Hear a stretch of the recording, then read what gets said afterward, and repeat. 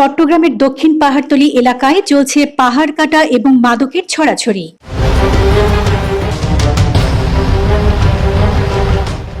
স্থানীয়দের অভিযোগ, একটি প্রভাবশালী চক্র দিনরাত পাহাড় কেটে ঘরবাড়ি এবং রাস্তা নির্মাণ করছে।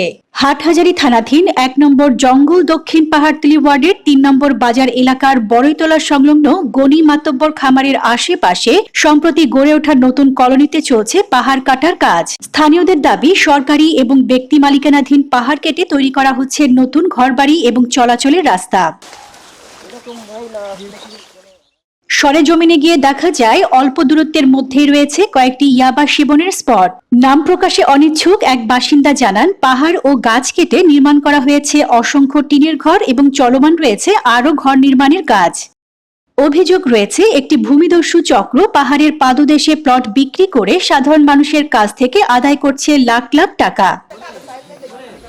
এ বিষয়ে চট্টগ্রাম মহানগর পরিবেশ অধিদপ্তরের পরিচালক সোনিয়া সুলতানা বলেন, অভিযোগের বিষয়ে একটি তদন্ত টিম ঘটনাস্থলে পাঠানো হয়েছে। তদন্ত শেষে প্রয়োজনীয় আইনগত ব্যবস্থা নেওয়া হবে। Desk report, news day 24।